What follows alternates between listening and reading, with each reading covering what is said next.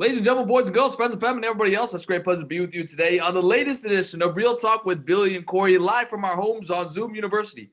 Hello, everybody. Thank you so much for joining us. I'm Hot Take Billy Parvatam on hand, joined by my podcast partner, Uncle Cornelius Michael. Some people call him Cory Van Dyke. Cory, it's great to be back with you for yet another one on Zoom. Yeah, it's great to be back, Billy, and what an exciting weekend of March Madness we had. We are down into the Sweet 16. We've seen the Cinderella runs. We've seen the dominant teams come out and exert their force. Excited to see what teams continue to make their runs going forward as we look into the Sweet 16 and the rest of March Madness this upcoming weekend. And we have a special guest today. We've wanted him on the air for a while, but it's none other than Jordan Hutchinson, a 2018 graduate of Virginia Tech. And he's currently living in Florida working, so it's great to see Jordan and catch up with you. And it's really cool here because we've got 2018, 2019, and 2020 classes at Virginia Tech all represented here. But Jordan, thank you so much for joining us today, man. Yeah, thank you guys for having me. I've been trying to get on here for a while, so glad we could finally make the time and work. And we're going to get to talk a lot about Jordan's different sports allegiances, so get excited for that. But, boys, let's get right to it. The Sweet 16 is upon us. What a first weekend of madness this was, this March Madness. I mean, so many crazy things, so many upsets, so many, great storylines. We've still got the dominant teams involved. It really seems like we have a mix of everything. Cory, let me go to you first. What are your overall impressions so far of this March Madness? I might be prisoner of the moment, but I might be willing to say that this might be the craziest first couple rounds I've seen in a long time, if ever. Yeah, I mean, it's definitely up there. I mean, you even look at it. I think there was a stat I saw on Twitter where if you call an upset, 5 seeds lower or 5 seeds higher or more beating a team, then this is the most upsets that there's ever been in an NCAA tournament. And we're not even towards the end of it. We still have plenty of rounds for more upsets to happen. So we've seen teams like Oral Roberts. We've seen teams like Oregon State, Loyola Chicago, all these teams go on big runs. And then you've also seen the teams like Baylor and Gonzaga continue to exert their dominance, like I said in the beginning. So it'll certainly be an interesting run towards that final weekend and everything. But I mean, I think right now it's just my bracket's already chaos. There's no point of looking at that even further. I had Illinois winning it all, and I should have known not to bet against Sister Jean, but really just looking forward to continuing to see what chaos might be there, what Cinderellas might continue to emerge as we march on in the tournament. Jordan, what are your biggest storylines of the tournament? I guess that coincides with the question I have to ask you. What the heck happened to the Ohio State Buckeyes? I mean, losing to Oral Roberts. People were saying Ohio State had the talent to win it all, but they meet their match with Oral Roberts in the first round. What was your immediate reaction following the game? That was a bad day for me, sports-wise. VT draws Florida. Living in Gainesville, I go to a sports bar with one of my good friends. I watch Florida beat VT, all the Florida fans cheering. So I mean, it was good. Florida, at least they'll get to the Sweet 16, right? They'll beat or they'll play Ohio State. One of them will get to the Sweet 16. Florida or Ohio State, they'll be in, no problem. Then mighty old Oral Roberts comes along and just slays both of them, and it was just. It sucked. It went from, I had high hopes. I was like, hey, one of them's going to be in the Sweet 16, might make a deeper run. And then within 5 hours of the tournament being on, my bracket was busted. I had them. Ohio State was in my final. I didn't have them winning. I had Gonzaga winning. But it hurt. But you know what? This year, this tournament has been so crazy. It's honestly kind of fun at this point. Just take a step back, take fandom out of it. It's been wild, and it's been fun to watch. I for me personally, my bracket is pretty busted. I lost 2 Final Four teams in the first and second round. Texas losing to Abilene Christian, and also I had Oklahoma State. They lost to Oregon State, so obviously thanks Cade Cunningham for that. But I still have Gonzaga, my champion, in, so we'll see if I can at least get that right. I wanted to ask you guys this, and Cory, I'll go to you first because you kind of alluded to this topic earlier. Are there true upsets anymore in the NCAA tournament? I mean, this is something that I really thought about. You think about like teams that are still in, like a Syracuse, who's had a very historic and established program under Jim Boeheim. You look at some of these other teams like a USC, some of these Power 5 schools like the Pac-12 that only has 1 loss in the tournament. It really seems like when you compare them against the favorites, there doesn't seem to be that much of a gap when you talk about experience, when you talk about guard play, which is very key in the NCAA tournament. I mean, I think Oral Roberts is obviously a Cinderella because they're a 15 seed, but outside of Oral Roberts, do you really think there are upsets anymore in the NCAA tournament, especially when you got teams like Loyola Chicago, who some people were saying was underseeded? They should have been seeded higher. Mm-hmm. Yeah, I mean, I think you look at it and really, Syracuse has made a living over the last couple of years, the last few years of coming in as a double-digit seed and making a run through the tournament. They had that run a few years ago where I believe they made it to the Final Four. They beat UVA, I believe it was, in the Elite Eight and stuff like that. So apparently Jim Boeheim, the key for him should be to have a bubble type team, just barely make it to the NCAA tournament and ride that team to success.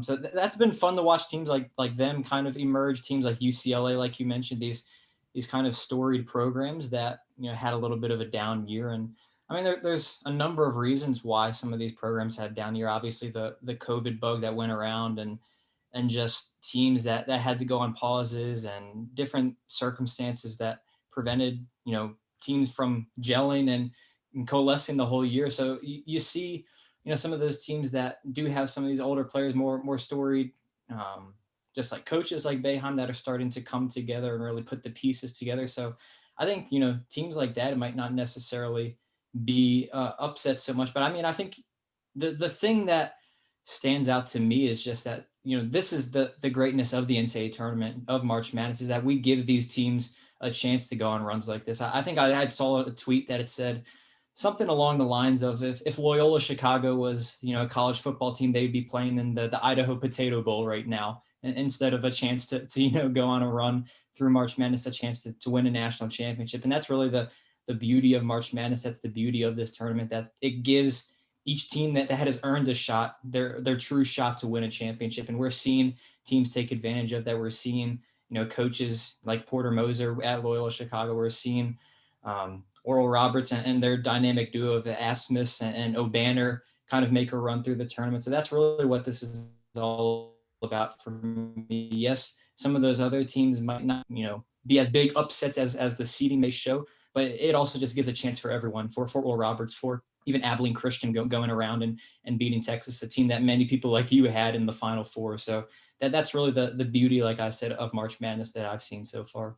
Jordan, what do you think about that? Do you think there are true upsets anymore? Because especially when you look at a team like the conference, like the Pac-12. I mean, my theory is if you're starting player in a Power 5 conference, you're a good player. I mean, you've got the skill to play at that level. And then also, I was talking to someone. This tournament being in a neutral site, I think, really advantages the lower seeded teams, because it's not like you're in North Carolina anymore, basically playing in Raleigh, which is a home game for a regional site. I mean, what are your thoughts on that? Do you think there are true upsets anymore? I think it's tough. There's the extremes, like you said. You get your Oral Roberts, and if Gonzaga were to lose, I think any time before let's say Elite Eight, that'd probably be a pretty big upset. But they're special. They're a special team, right? Like, I think it's tough. And another thing you have to look at is Syracuse really a Cinderella with Jim Boeheim? Is UCLA really a Cinderella with Mick Cronin? Like, these coaches like, these are some coaches. Like, they know what they're doing. An okay regular season, you still get in the tournament. That's all you need. And actually, I'm Mr. Hot Take on this one. I think the tournament is the worst way to pick the best team. Now, it's fun for entertainment. It's exciting for ratings, but the best Gonzaga may win this year, but they are the best team in college basketball, and they could lose next round, and that doesn't change that for me, and that doesn't change. You add more teams into it, and what happens is if you're losing by 2 points with 10 minutes to go, you start looking up going, we can't lose to these guys, right? That's what Ohio State did. You go, we're not losing these guys, right? And then the pressure just keeps building. And I think that's what's different. You go, how does a team like Ohio State beat Michigan 3 times, or they keep it close with Illinois and then lose? Well, when you lose in the regular season, yeah, it's a bummer, right? But next game, you're in the tournament, get ready. But when you're in the tournament, you got 10 minutes left. That's it. Like, that's all you got left of your season. You better win. And so I think that's why the upsets. It's hard to call it an upset because everyone can ball. Everyone, even Norfolk State, they got blown out. They would be the best basketball players the two of us have ever played against. They're good. They're good at basketball. So, it's UMBC. I think that's an upset, but I don't think if UCLA were to make it to the Final Four, is Mick Cronin in the Final Four really that crazy? I'm not so sure about that. Guys, let's also talk about our alma mater, Virginia Tech. Their season unfortunately came to an end in the first round against Florida. They had a great effort to get to overtime, but Florida just took over in overtime. I mean, man just hit that incredible three-pointer to really seal the game for the Gators. Cory, what are your overall thoughts on the season for Virginia Tech? I mean, they finished 15-7 overall, 9-4 in the conference. They had a couple of pauses due to COVID, which obviously could have impacted their play late in the season because they just didn't play as much as maybe some of these other teams that were able to get a few games in. But overall, Mike Young's second season, he makes the NCAA tournament. 4 NCAA tournaments in the last 6 years, 4 straight if you take out the fact no tournament last year. What are your thoughts on the state of the Hokies right now? Yeah, I mean, I think you look at it. If you would have told me before the season that the Hokies will finish third in conference and make an NCAA tournament appearance, I would have taken that all day long. I would have shaken your hand right there, said, give me that. I'll enjoy that season and move forward with it. Because I mean, I came into this season expecting it to be pretty similar to what we saw last year, a competitive bunch where Mike Young will coach up the guys, but probably a lot of close losses, probably a lot of just not having enough talent to get the job done. But we saw a team this year that fought, that grinded, and Mike Young obviously deservingly so. I believe won ACC Coach of the Year. The program is on the rise here, of course. With Buzz Williams leaving and stuff like that, there's a lot of questions like, can we get back to that place? I think we are on the right trajectory right now. It's continuing to find, guys that Mike Young is going to continue to bring along, and we're going to see him continue to develop those guys and bring his offensive system along and bring just those recruits along that will make, Virginia Tech back to a Sweet 16, hopefully again, like we saw 2 or 3 years ago now. So, I mean, I think it's difficult to say where exactly they go from here now. I mean, you look at them, they're returning the vast majority of their team, and they'll have Keve Aluma back next year. They'll have Tyrese Radford. So the expectations will begin to be there. But I think, Mike Young has certainly shown he's the man for the job, and I'm excited. I think the fan base is excited about the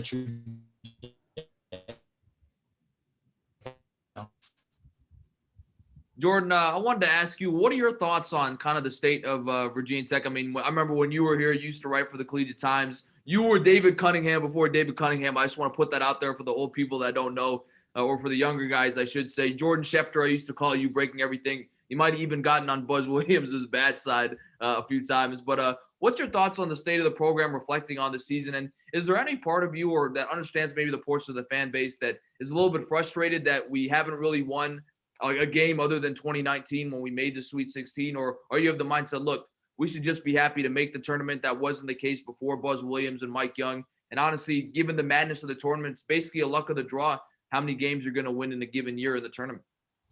Yeah, I think you have to back up even more than, go back to, 2014. When I got to Tech, basketball was an afterthought. I mean, no one cared. You got free tickets, you went, you got some food after you went back to your dorm. No one cared about basketball. No one knew, I knew Jalen because I went to high school with him. But other than that, I barely knew some of the players. And then, Buzz he built it up. I give him credit for that. He built that thing. And then, it was kind of rumored he was going to leave, stay one more year. And then he left, and you're like, well, now what? Well, then they hire a guy who just won 30 games. And he comes in, and it's almost like a flawless transition. And you can see it's not always a flawless transition in sports. But I think, what? It's hard to win. It's hard to win in the postseason anywhere at anything. I mean, so it's 4 straight tournaments. If you told me in 2014 that they're going to make 4 straight tournaments, and and one of them they're going to be a 4 seed, and you talk about a shot going a little bit differently. Ahmed Hill sinks that shot. They're beating one of the greatest Duke recruits ever. I mean, it's like one little thing changes the whole narrative around VT basketball. So I think, things are much, much, much better than they were 5, 6, 7 years ago. So I think it takes time. It's not, I'm happy as a fan. I think they're doing well. And I think Mike Young, more than anything, he's just the right guy. Like, no one has ever doubted, is Mike Young like he eventually he might not win enough games, but is there any guy that's more Blacksburg than Mike Young? I mean, he was born to coach VT. And so that's the one thing, they're winning games and they got the right guy there. Like, I'm good. I'm good with that for now. Sure, would a national title be great? Of course. But I'm good with what we got for now. I agree. And I saw a point Chris Coleman made on TSL that year by year, it really depends on your AC schedule. Tech played a quote-unquote easier schedule this year, so they're able to get a higher seed. But it's really hard to pin expectations every year, given the fact that you may play a harder AC schedule. And again, just the madness of the tournament overall. So I'm with you guys. Very happy Tech basketball has been a regular participant in March Madness, and hopefully that will continue as we go deeper into Mike Young's tenure. But sticking with college basketball, guys, let's put our money where our mouth is. Now, ESPN, for those who don't know, is doing a second chance bracket. So basically that means you get to pick the bracket again from the Sweet 16 on. So that's what I want to do here, guys. So I have my bracket pulled up with me. I'm sure you guys do as well. So what I'm going to do is we'll just go through the games and just give me who you think is going to win, maybe a little bit note if you want to. And then once we kind of pick the bracket and pick our champion, we can kind of have a broader discussion of how we feel like these games are going to go. So let's get right to it, guys. Let's start with the West region. Gonzaga and Creighton, of course. Gonzaga, the pre-tournament favorite, still the favorite in many people's eyes. Cory, who do you got in this matchup? I mean, I have Gonzaga. I think it's hard to pick against them at this point right here. Jordan, I also have Gonzaga. Do you agree with us? Yeah, Gonzaga by a lot, to be honest. Here's a good matchup in the West region, a Pac-12 matchup. Again, people say the Pac-12 has been disrespected in this tournament. USC, who just blew out Kansas, and Oregon, who just blew out Iowa in this matchup. Cory, this is going to be a pretty good game. Who do you have winning? Yeah, I mean, I actually like both of these teams. I'm going to go with Oregon, though, and I have a little financial investment in them as well. I have a plus 3,000 flyer on them to make the Final Four, so rooting for that. So I'm going to go with the Oregon. I think Dana Altman is just the better coach here. He's a guy that at Oregon has had a lot of sustained success there, so I have the Ducks moving on. Jordan, who do you have? Ditto. I think the same thing. USC looked really, really good against Kansas. Was it the second worst loss in the tournament ever for them? That's Bill Self doesn't lose games like that. But I think what Oregon did to Iowa, I mean, they made literally a one-man show, and no one can stop Luka Garza. But I mean, goodness gracious, they shut literally everything else down. They were incredibly impressive, and I agree. Dana Altman, he's a great coach. I think they get on to the next round. I'm going to go with USC. Part of the reason is because I just recently talked to the USC men's basketball broadcaster. He was a great guy, so I'm rooting for USC. I really love Mobley, too. I think he's a great player. I think in this matchup of two Pac-12 teams who are pretty familiar with each other, USC can get the job done. So I will go with the Trojans. So we have a different Elite Eight matchup, obviously, between the three of us. Cory, you and Jordan have Gonzaga and Oregon. Will Gonzaga advance to the Final Four, I guess, is my question. Yeah, I mean, I have Gonzaga advancing. I don't think any of these teams in their region right there are going to slow them down. Jordan? Yep, Gonzaga. I will also go with Gonzaga. So we all agree that the Zags will make the Final Four. I don't think that's surprising for anybody there. Let's now go to the South region. You have Baylor in that region too, which is also a pretty heavily favored team, number one seed to make the Final Four. First matchup, we've got Baylor against Villanova, two-time champions in the last 5 years. Cory, any chance you think the Wildcats upset Baylor, or you think Baylor has this one in the bag? I mean, Villanova has certainly shown, they're a popular team that people picked Winthrop to upset them in the first round, but they've just been, consistent throughout this tournament with Jay Wright. But I'm hard-pressed to pick against Baylor and the way they're kind of returning the form right now. I have the Bears moving on. Jordan, do you agree with Baylor? I do not. I think I'm about coaching. Especially late in a tournament. I know Villanova, they lost to Colin Gillespie, but I'm not betting against Jay Wright. I'm not doing it. You'll get burned by doing that. I think Baylor's great. Baylor's very, very good. But if it's close late, I'm betting on Baylor or on Villanova. I mean, so I got Villanova in the Elite Eight. Wow. Okay, that's definitely a surprising pick for sure. I will go with Baylor. I think outside of Gonzaga, they're the best team in the tournament, so I will pick Baylor to advance. In the other matchup in the South region, we have Arkansas against the Cinderella team, Oral Roberts. Cory, will the Cinderella run continue for Oral Roberts, or do you think Arkansas will win? I have it ending right here. I mean, this will certainly be a game that'll be, in the 160s or the 170s with a point total there. Both teams like to just run it up and down the court. But I have Arkansas, and really the guy to watch for them is Justin Smith, transfer from Indiana. He's just been phenomenal for them so far. So I have Arkansas advancing forward. Jordan, do you think Oral Roberts can get it done, or Arkansas hangs on? I hope for chaos's sake that Oral Roberts does get it done, but I don't think so. I think Arkansas is a little too good. Although I will say, I mean, you saw Arkansas got down big early against Colgate. They got by Texas Tech. I think Texas Tech was a little bit better than the 6 seed, but they just got by that. I mean, anything can happen. I think that they need to get up and stay up. I think that'll be the key. Because if Oral Roberts, they got some confidence right now, and in tournament the later you get, more pressure you feel. So I do have Arkansas, but be careful. I mean, they're on a run.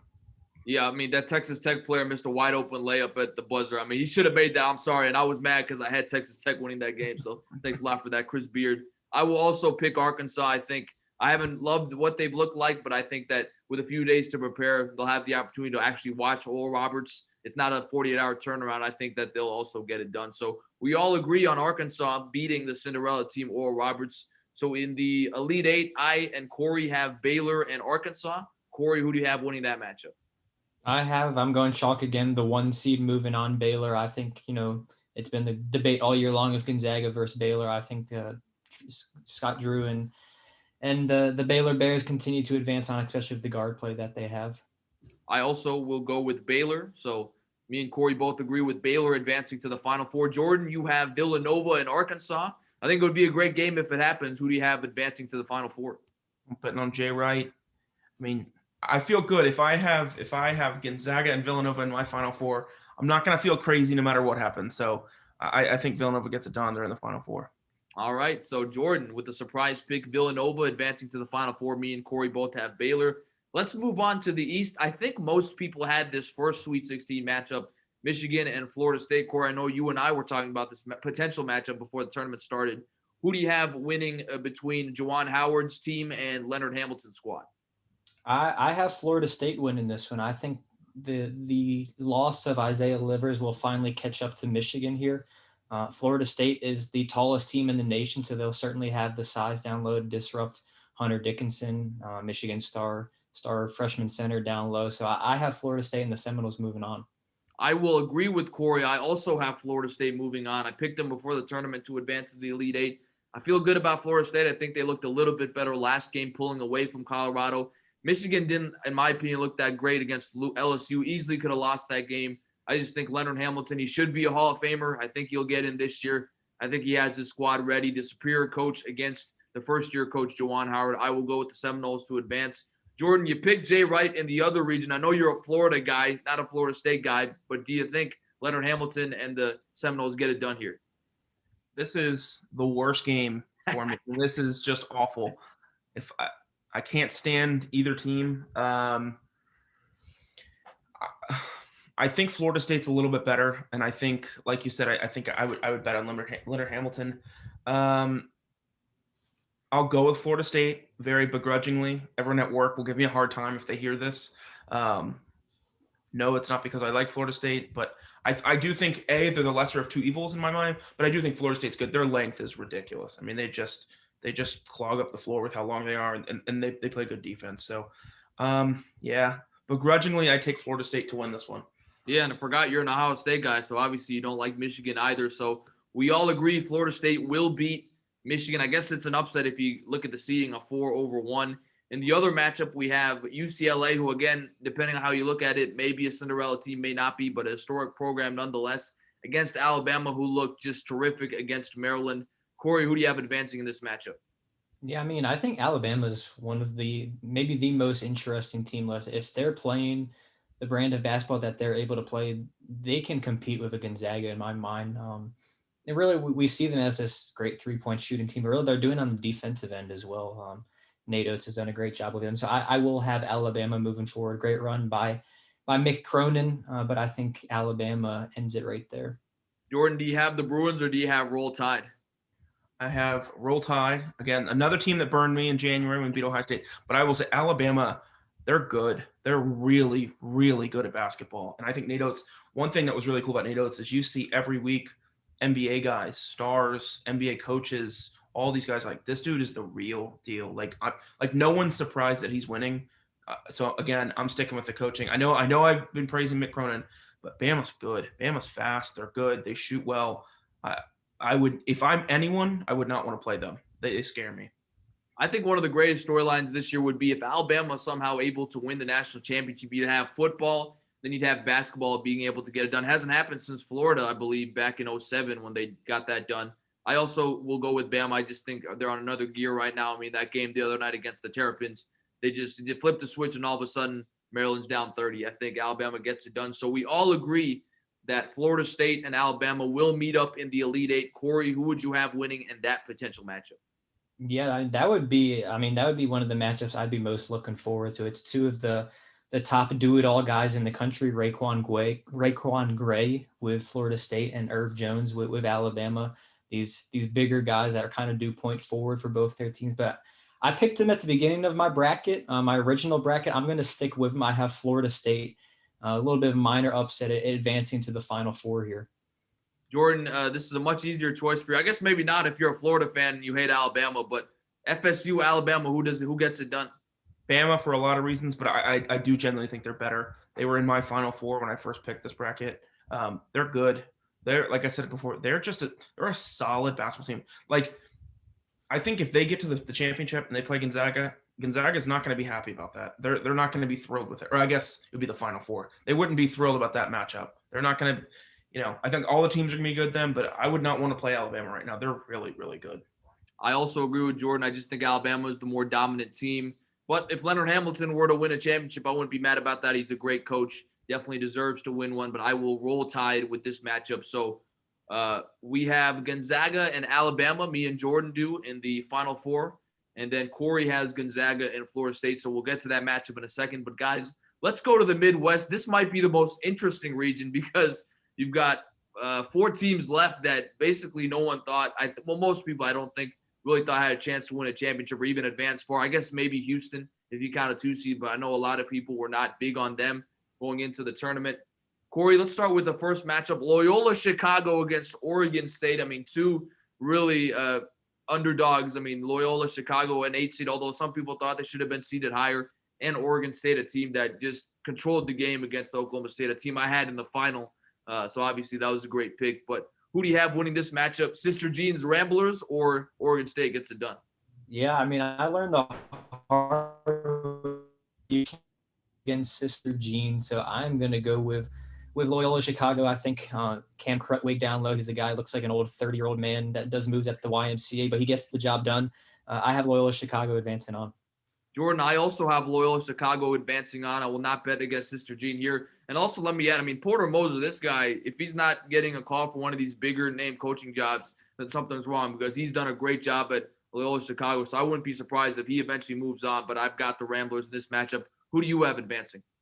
I'm with you guys. Got Loyola Chicago. I don't know if there's a better coach potential in the entire coaching market right now other than Porter Moser. I mean, he is the real deal, man. I mean, they were really good a few years ago and made the Final Four.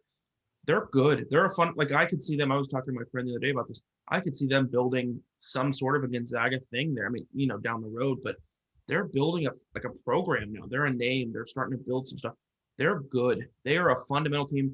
I think they're the number 1 adjusted defense on KenPom. I mean, they're a solid basketball team. And they beat Illinois, who I think a lot of people had probably the second best team in the country, maybe Baylor, whatever. But they beat Illinois. It wasn't close. Wasn't a fluke. I mean, they wired they beat them wire to wire. So I think Loyola Chicago takes out Oregon State. And keep in mind, they also beat Georgia Tech in the first round. Now, Georgia Tech did have an injury to their best player, but they had just won the AC tournament. So Loyola Chicago, this is not a fluky team. They've earned their way into the Sweet 16. So we all agree on the Ramblers advancing over Oregon State. Let's now move on to Syracuse versus Houston. I think this could be an interesting matchup. You've got Jim Boeheim, Buddy Boeheim, and the crew against the number 2 seed Houston. Cory, who do you have winning this matchup? I mean, right now it's, Buddy Boeheim has in the gym range. As soon as he steps on the court, like you got to have a man in his face right now. And I mean, me and you were watching that game against West Virginia where, West Virginia goes on a run to we both had West Virginia. They go on a run to make it a 1-point game where they finally take the lead, and then Boeheim sinks 2 threes in a row, and it's just dagger after dagger from him. I haven't been impressed with this Houston team, honestly. They should have lost last round against Rutgers. Rutgers just kind of fell apart at the end. Houston went on a 14-2 run, and Houston's the type of team they either throughout the regular season they've either beat a team by 30 or they've beaten a team by 2. And I think that luck runs out here. I have Jim Boeheim, Buddy Boeheim, and the Orange moving on. So Cory picking Syracuse. Jordan, do you agree? I do agree. Syracuse, I have, I think they're in my Final Four. Yeah, I had them in my Final Four, which was, maybe too risky. But Buddy Boeheim's good, and they were good in the tournament. Again, it's Jim Boeheim. The dude knows what he's doing. He's a coach. He knows what he's doing. And I agree with Cory. Houston, you struggle with Rutgers. I mean, they're good. They had a good year, all that stuff, but it was their first tournament in what?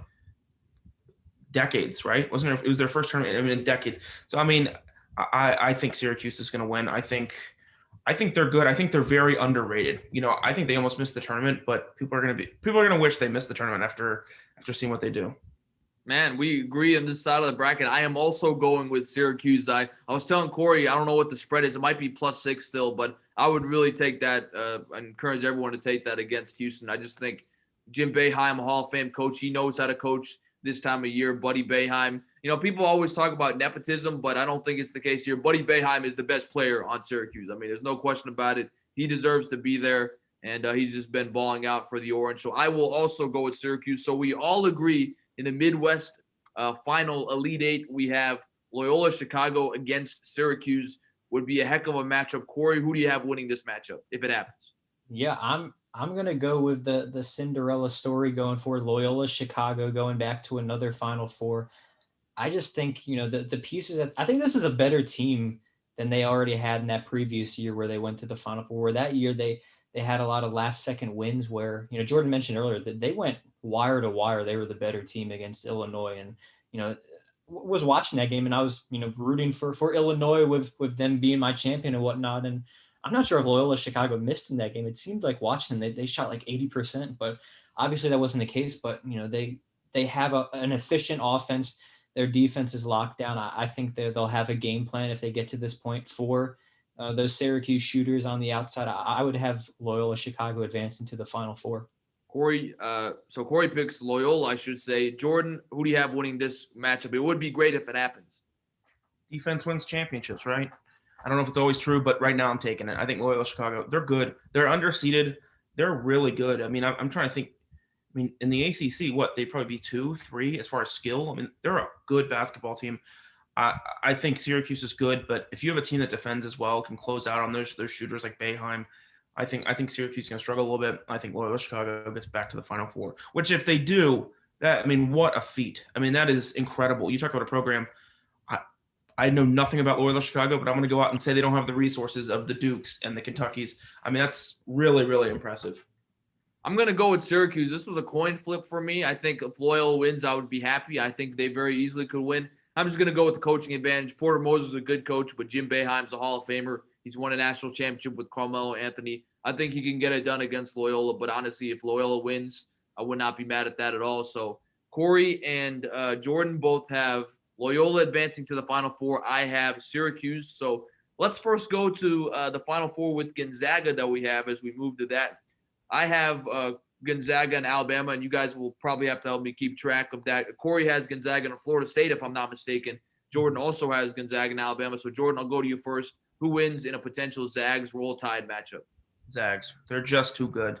They are just – I mean, I try not to be caught up in the moment. Like you guys said, I don't know if I've ever seen a better college basketball team. I mean, they're flawless. They do not have anything wrong with them.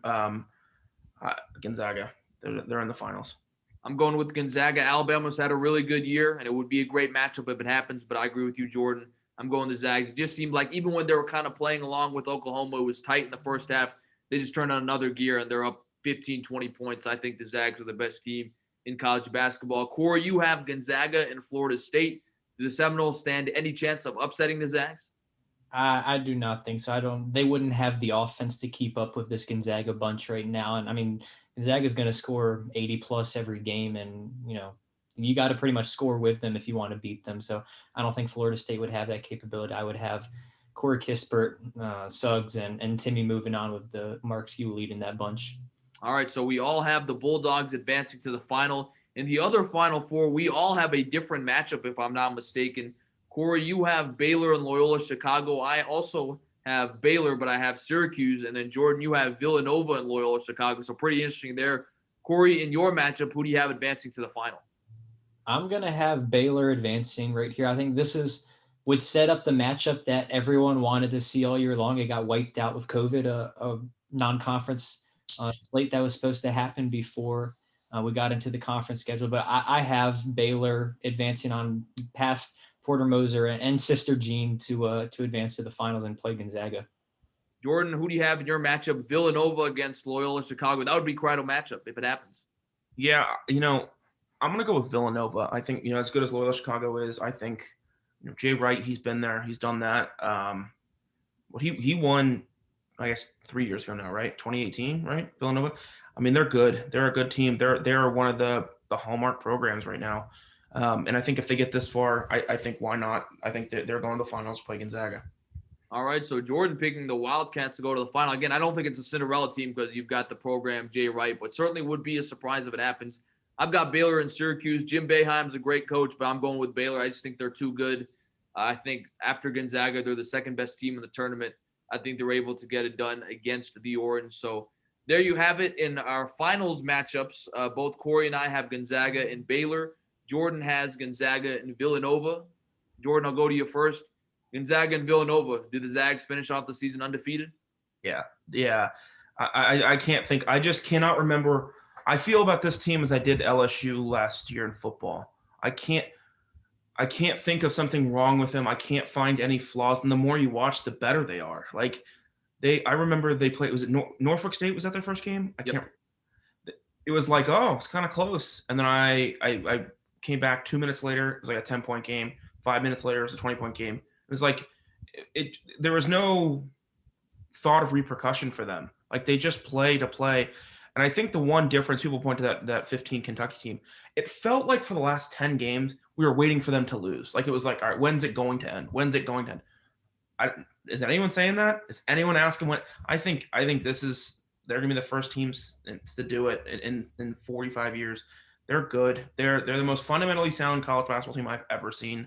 I got them, and honestly, I don't think it'll be close. I think they could win by easily double digits. So Jordan has Gonzaga. Cory, do you agree? Does Gonzaga knock off Baylor? I am going to call the mild upset right here. I think the Baylor Bears get it done. They knock off Gonzaga in their undefeated season. Before Baylor went on their COVID pause at the end of the year, this was a team that, that they had the chops to win a national championship. They had the chops where people were saying this is, 1A Gonzaga and 1B Baylor. And I think we're starting to see them get back to that form. After they returned from their COVID pause, they had to play 7 games in 17 days and really didn't have much practice time to kind of sit and work on their defense and work on just different things. So I think now that they've had a little bit of that time, I think we saw them return to that form versus Wisconsin a little bit. This is a team that, has the number 1 3-point percentage in the country. If they can get back to that form a little bit with Jared Butler on the outside, Maceo Teague, their guard play is phenomenal. Davion Mitchell just shuts down the other team's top player. I think that would be a heck of a matchup watching Mitchell against Suggs. So I think, looking at the one thing I will say about Gonzaga where, Jordan says that they have no flaws. The one flaw I would point out is their lack of depth a little bit. I think they really only run a 6 or 7 man rotation if you count Cook in that rotation. I think if you get a guy like Timmy in foul trouble, that the Zags could be in trouble. They don't really have these big, guys they can go to down low after Timmy. You'd have to put like maybe Watson at the 5 and then put Kispert at a stretch 4. So I think if you could get him in foul trouble, get maybe another guy in foul trouble, that's kind of the formula for success. I think the Bears pull it off, a little mild upset and Gonzaga's undefeated season there. I'm going to go with Gonzaga. I picked them before the tournament started. No, I don't think that's really impressive. I just think I agree with Jordan, the best team in the league, and I think that they're able to get it done. Mark Few's been a good coach for a long time. They've been to the NCAA tournament 20 straight years, and I think number 20 is the charm. They will get it done this time around, have the first undefeated season since 1976. Again, I picked them, so I know it's not impressive, but for me personally, if you can pick a champion any given year, I think that's pretty good. So I would love to see it happen. So Jordan and I both have Gonzaga. Cory has Baylor winning it. Obviously, we're very excited to see what happens with the Sweet 16. One more question for you guys before we put a cap on this discussion of the NCAA tournament. I think we can all agree, even Cory, even though he picked Baylor, Gonzaga, in most people's eyes, is the favorite to win this tournament. Is there one team, I guess, Cory, you might go with Baylor, but maybe if you want to go another team outside of Baylor that you think could potentially beat them? And by the way, it doesn't have to be like in hypothetical matchup, it could be even earlier. Like, could USC or Oregon beat them, or maybe some of these other schools on their way to a championship? Who's the biggest threat, Cory, I guess, other than Baylor for you, that you could see knocking off Gonzaga? I mean, I guess it's a team I said I wasn't very impressed with, but I think if they start to put the pieces together, maybe a team like Houston, where Houston, they run this very grinded out, get offensive rebounds. We're going to ugly the game up a little bit, play our style, and they play the style of their coach, Kelvin Sampson. I think if they're a team that gets hot down the stretch and makes a run, potentially they could, like I said, ugly things up in that championship a little bit. They would certainly have a contrasting style to Gonzaga. So I think that's what it's going to take potentially. You're not going to have, I think Baylor's the one team that can match up, pound for pound player with them. But I think besides them, you got to assert your style of play against Gonzaga. You can't play at their pace, play at what they want to do. So I think Houston is the one team from that standpoint that could do that. Jordan, who do you think is the biggest threat to Gonzaga? I mentioned them a little bit earlier, and it sounds crazy, but maybe Bama. They score, and they're fast. I think that's the only thing. That's what you guys said. You got to be able to outscore them. That's all it is. You're just gonna have to keep scoring no matter what. That's how anyone's gonna beat them. I don't know if any team can do it, but I guess a team that just keeps on, they keep scoring. I think Bama had 96 their last game. You're gonna have to score upper 80s, 90s to beat this team. So, I that's the best I got. I don't feel confident with that, but that's the best I got. I'll also go with Bama. I think, like you mentioned, Jordan, they can score. And I wanted to add, too, anybody who plays Gonzaga is going to be the underdog. So I think, in a sense, they would play with a whole lot of less pressure than Gonzaga. Gonzaga's trying to finish off the undefeated season, the favorite in most people's eyes. I think anybody who played them, especially a team like, if it ends up being a Cinderella team in the final against them, Loyola or Syracuse, again, maybe not a Cinderella team, but a heavy underdog, I'm not saying they would win, but they would be playing with house money. They have literally no pressure to win this game. No one would expect them to win this game.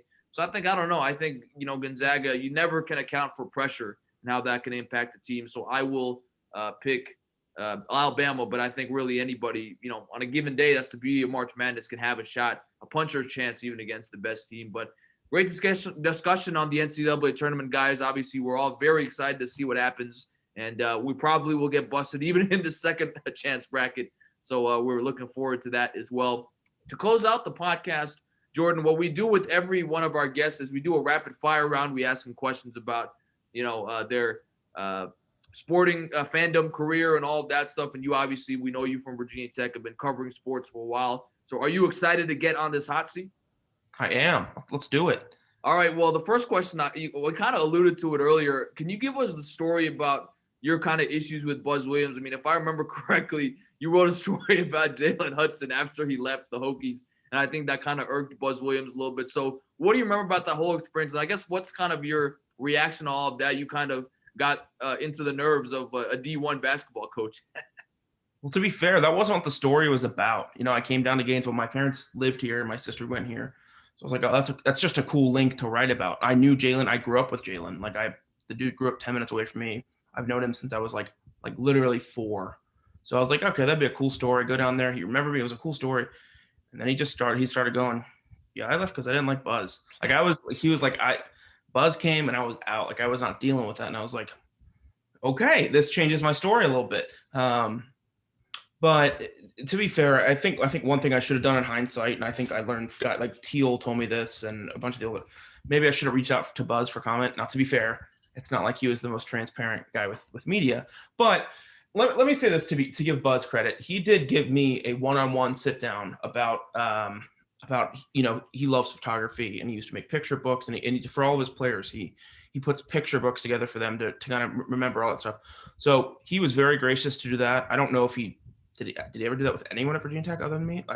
Ever? So I don't know. So he was gracious to do that, but yeah, I heard through different people that he was mad at me, and I was like, sorry, man. I don't know. I just wrote what he said. So yeah, I guess it pissed him off a little bit, but I still think he's a good basketball coach. Nothing takes away from that. I think the guy can win games. I don't know what happened at A&M this year. I wasn't really following them. They were bad, but he's good. He's a good coach. If you want to root for VT, Buzz Williams is a big part of it. There is no doubt about that. And so I have respect for the guy. I don't think I'm going to be at his barbecue anytime soon. What's your favorite Cleveland sports memory as a Cleveland sports fan? I only have one. What do you mean? 2016 title, man. I mean, what else? When we drafted Baker? I don't know. No, the 2016 title. And the crazy thing, when they won that title, before, like 2 or 3 months before, my dad's family was up there. We were going to go visit. Like that was planned way before any of this ever happened. And swear the flight was at 6 a.m. the next morning into Cleveland after they won the title. Our plane followed the Cavs plane, the land. Wow. And so we got off the plane and we watched all that happen. So that was so cool. We went to the parade. Like I said, it was all just crazy freak timing. But yeah, I mean, has there ever been, I'm trying to think of a game 7 in basketball history that's been as crazy as that one with as much storyline. Like come back 3-1, man. Like he did it. And the thing about it is LeBron said he was going to do it. Like he was like, I'm going to come back and do it. And he did it. So like for me, that's it. I mean, Ohio State's title, that's not Cleveland really, but when they won in 14, that was awesome. But no, I think the Cavs won in 2016 is probably the greatest sports moment. How sad were you when the Indians lost the World Series after being up 3-1 to the Cubs? See, I'm not a huge baseball fan like you guys are. So I mean, it sucked. Like I thought it was going to happen too, because they were down and then Rajai Davis ties it up, and I was like, oh my, it's going to happen. But I will say this: losing stunk, but the Cubs deserved it, man. Like no one's like, oh gosh, the Cubs, like they deserved it. It'd been like 100 and something years. So that was the kind of thing I was like, and in the moment I was like, oh, that stunk, but good for them looking back. The Browns have a pretty good team. They almost beat the Chiefs in the playoffs this year. Can you guarantee, or do you at least think you could see a Cleveland Browns Super Bowl championship in the next couple of years with the team that they have? Guarantee a Cleveland Browns Super Bowl is like an oxymoron. I can't guarantee one by the time I die, but I think it's looking better now than since I've been born. I mean, they're good. When you can run the football like that and you've got a defense like that, I don't care what. I mean, you're good. You're an actual like good football team, and they kept it close with the Chiefs. I mean, a couple things go a different way. I mean, they're in the AFC title game. I mean, that's how good is Kevin Stefanski, by the way? He took essentially the same team, lost Odell, who some people might think that's a net positive, but I mean, loses Odell, and then they go on this run and they're good. They're really, really, and you look at their losses, it's like the Ravens in Baltimore was one. They lost to the Raiders, who were pretty decent. They lost to the Steelers. I mean, like their losses were pretty good losses. So I am as encouraged by them as I've ever been, and I think it's playoffs or bust for a couple years. And to say that about the Browns, that's a Super Bowl in itself. So it's all about perspective. Would you rather have a Virginia Tech national championship, either football or basketball, or a Cleveland Browns Super Bowl victory? VT, because then people would shut up about it. You can't hold it over. And plus, it's like, especially living somewhere else. Like I've never lived in Cleveland, so it's hard for me. Like living somewhere else, people are like, they don't get the VT thing like at all. I've always been used to people not getting the Brown thing, but people here, they don't get VT. So like if VT won, I mean, I would be able to wear Hokies gear for a month on end.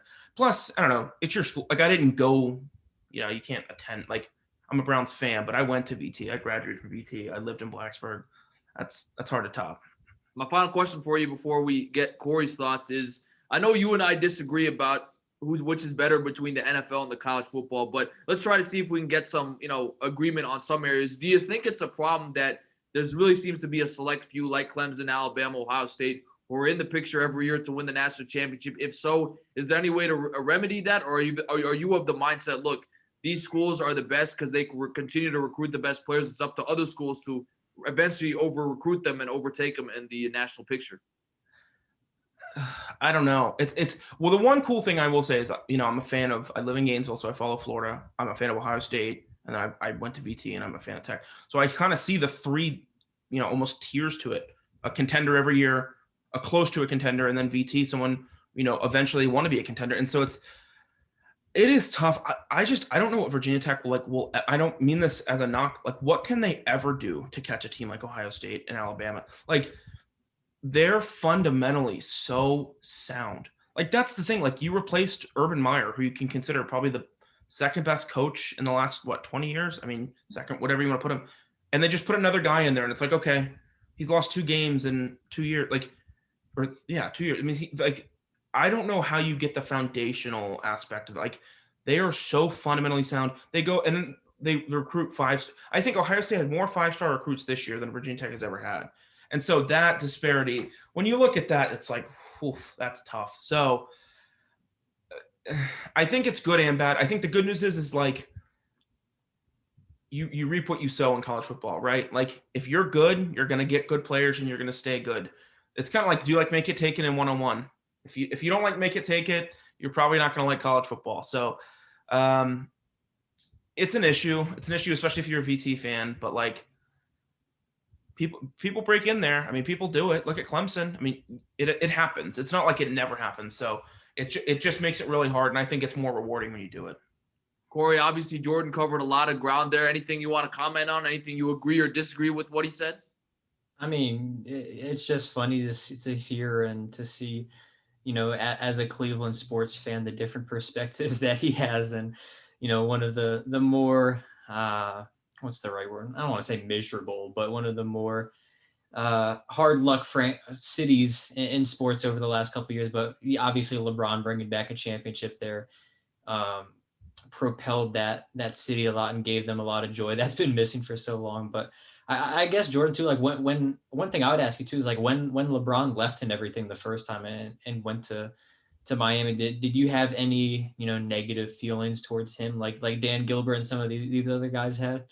Not like that. Like, it was awful, right? Like, you're like, I hope he doesn't come to Cleveland and win and like, but it wasn't hatred. It wasn't this burning of his jersey and all that stuff. It was like, well, we just lost the best. I mean, again, I'm trying not to overreact, but has anything ever happened better to Cleveland than LeBron James ever in the history? I'm trying to think. I mean, you got the Rock and Roll Hall of Fame and you got LeBron James. Like, that's Cleveland. That's it. You've seen the whole city. So when he left, it was just like, well, there goes everything. I mean, the Browns were horrible. The Indians were pretty bad. It was like, there goes everything. So it was just sad. It was really, really sad. But I remember exactly where I was when the second he announced he was coming back, or Lee Jenkins tweeted it. I was like, here we go. I knew eventually he was going to win a title in Cleveland, eventually, somehow. But for it to be that storybook, I don't know. That was pretty good.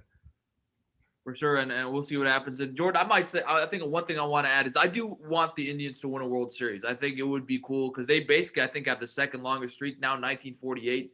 You've got Terry Francona there, although his health issues have been reported. Lindor obviously was traded. But, I think if they can put a good team together, I would root for the Indians to win if they're able to get in, because they're another team that has not won in quite some time. So very excited to see what happens with that. But guys, this has been such a terrific podcast, getting to chat about March Madness and Cleveland sports and Virginia Tech sports. It's been such a pleasure. Jordan, thank you to you for joining us. I know we've been trying to get you on for a long time. I'm glad we made it work today. Really appreciate you coming on today. Yeah, man. Thank you guys so much for having me. If you ever want me back, let me know. You know how to reach me. But yeah, super fun catching up with you guys. Been following you guys from afar, and so I'm not jealous of your weather, but I am jealous of being there and hanging out with you guys and stuff. I miss that. And we will definitely have you back on as well. And Corey, a lot of exciting things happening in sports. Opening day, speaking of baseball, is next Wednesday. So as a sports fan, spring already here. We're excited for a lot of things with warmer weather. Yeah, just soak it all in. College basketball will be gone here in a little bit, couple weeks. So just enjoy this weekend of the Sweet 16, the Elite 8. Cherish it for what it is. And I'm excited to watch some more basketball and get ready for baseball in this time going forward. Well, once again, thank you to our special guest, Jordan Hutchinson, almost called him Jordan Schefter, for joining us on the latest edition of Real Talk and with Billy and Cory. For my podcast partner, Uncle Cornelius Michael, Corey Van Dyke, I'm Hot Take Billy Parvatam on hand. Thank you so much to everybody for joining us. We'll see you next time. Love you 3000.